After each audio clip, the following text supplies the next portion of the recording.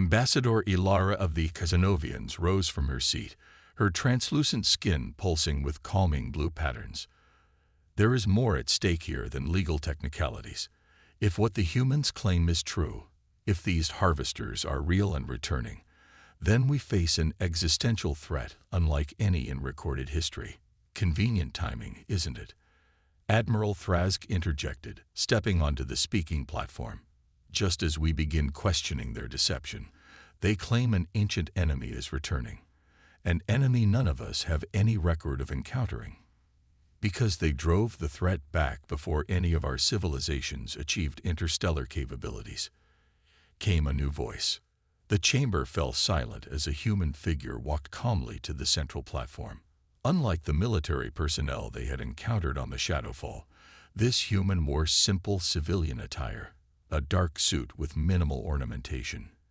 He appeared older, with silver hair and lines etched deeply into his face.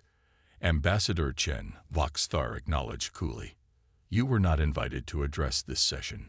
Yet here I stand, the human replied, his voice carrying effortlessly through the vast chamber. I am not Diana Chen. She commands our military response.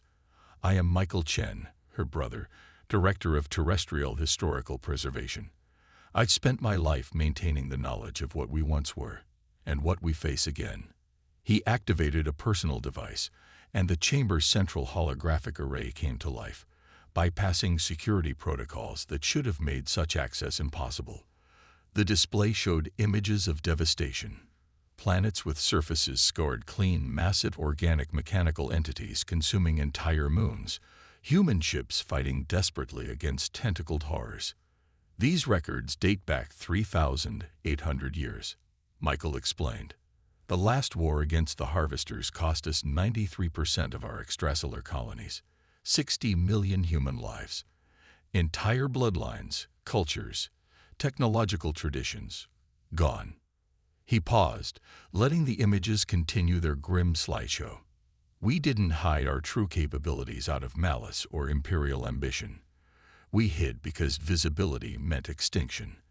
The harvesters are drawn to technological signatures like predators to blood. Our ancestors realized that only by appearing primitive could Earth survive. And what of the other species you encountered? A draconian representative demanded. Did you help them hide as well, or leave them as bait? Michael's expression tightened. We tried to warn the early Xenogian and Vriscan colonies. Some listened. Most didn't. Those who didn't, he gestured to the images of destruction. Their descendants don't remember because they didn't survive to have descendants. The chamber erupted again, accusations and questions flying from all sides.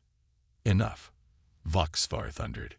Ambassador Chen, while these historical revelations are disturbing, they do not justify your species' continued deception after joining the Confederacy, nor do they explain why you've chosen this moment to reveal yourselves. Because they're coming back, Michael said simply. Our deep space monitoring stations, the ones you never knew existed, detected their hibernation pods activating at the edge of the Scutum Centaurus arm. Based on their trajectory and speed, we have less than 6 months before their advanced scouts reach Confederate space. Before anyone could respond, the chamber's emergency alert system activated. Screens throughout the room switched to a live feed from the Nexus Prime orbital defense grid. A massive vessel had appeared in orbit, the Reckoning, flagship of humanity's hidden fleet. This is Commander Diana Chen of the Earth Defense Fleet, came the transmission. We apologize for the dramatic entrance, but time is critical. We've detected Harvester scout ships approaching Nexus Prime at superluminal velocities. Estimated arrival, 17 minutes. The chamber exploded into chaos. On the orbital defense platform above Nexus Prime, Admiral Thrask found himself in the unprecedented position of coordinating with human military personnel. The Reckoning had docked with the station, and Commander Chen had established a joint command center with brutal efficiency. Your defense grid is impressive, she acknowledged as her crew integrated their systems with the Confederacy's. But it's designed for conventional threats. The Harvester scouts will adapt to your weapons after 2, maybe 3 volleys. and your vessels can do better," Thrask challenged. Instead of answering, Chen nodded to one of her officers, who activated a holographic display showing the Reckoning's weapon systems. Thrask's compound eyes widened as he processed the data. "These output readings must be incorrect," he said. "No power source could sustain such energy levels." "Quantum vacuum energy extraction," Chen replied. "We developed it 3,600 years ago. Your scientists are close, perhaps another century of research." Before Thrask could respond, alarms blared throughout the command center.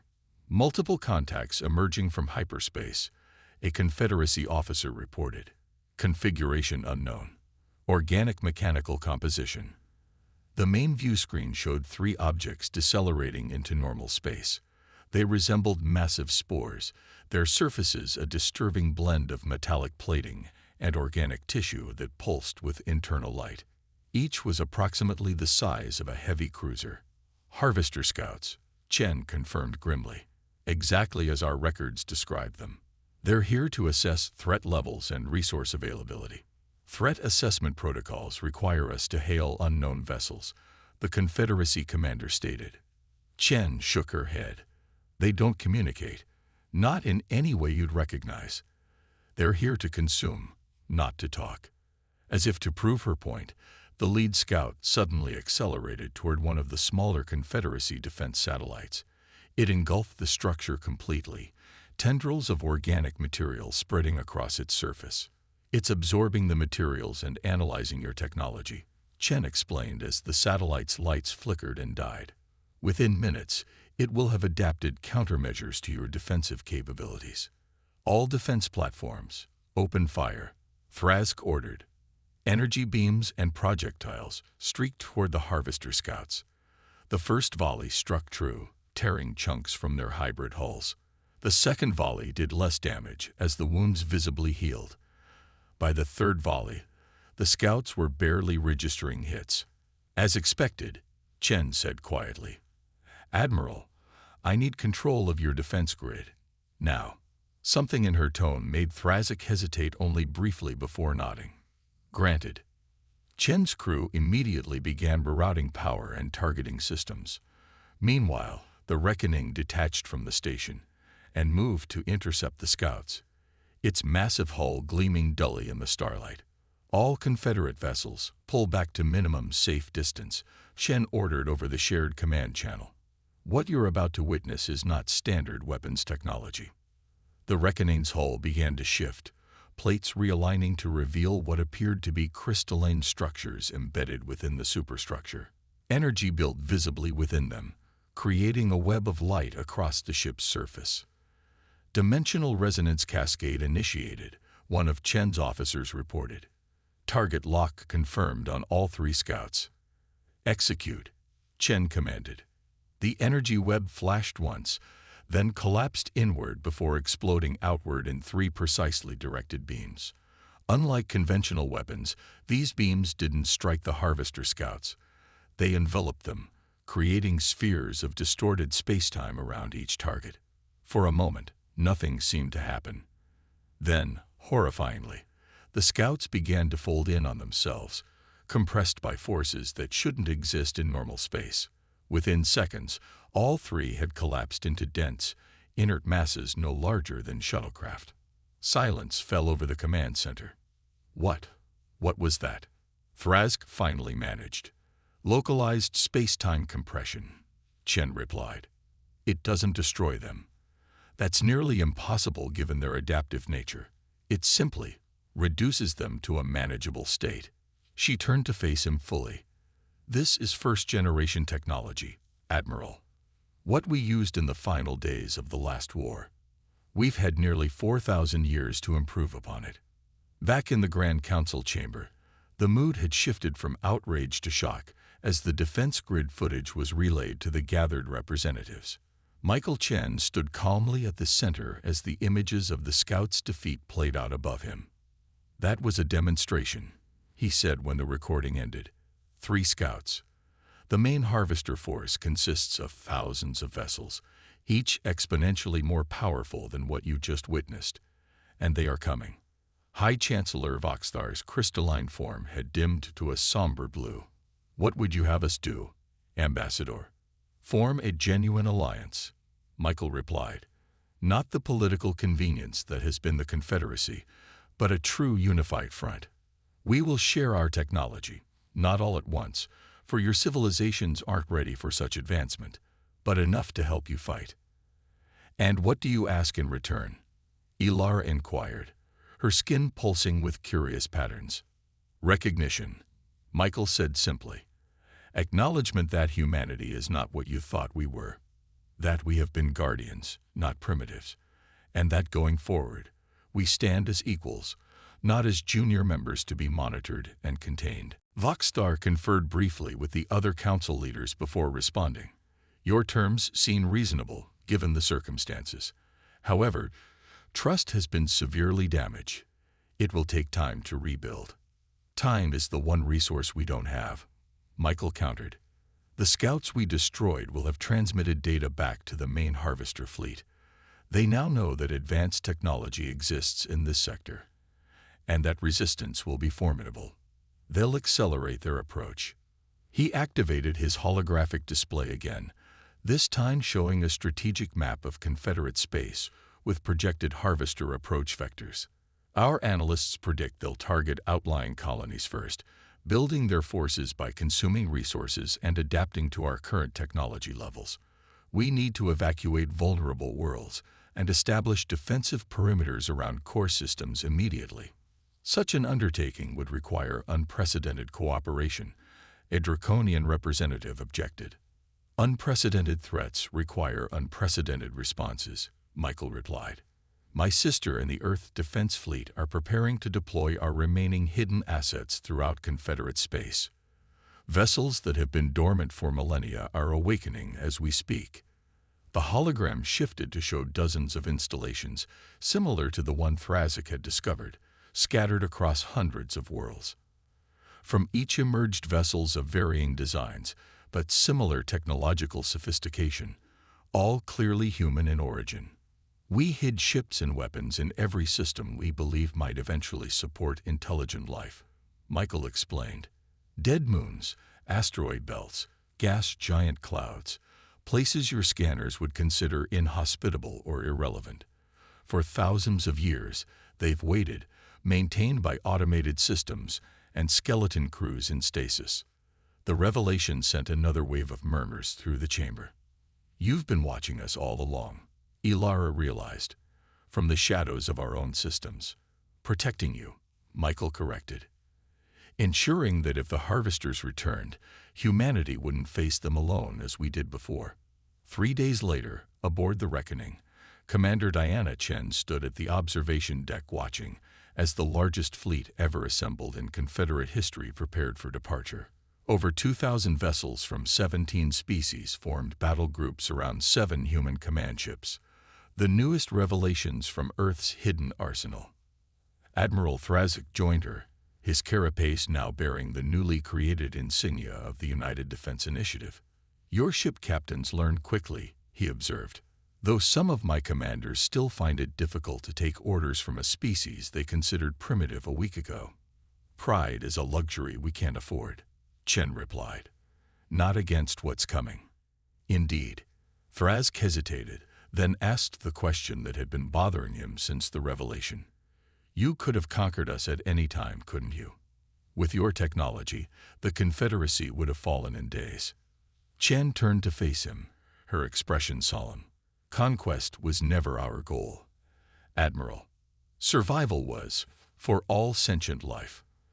Our ancestors made a choice to become guardians instead of conquerors, to step back and allow younger species to develop naturally, intervening only when extinction threatened."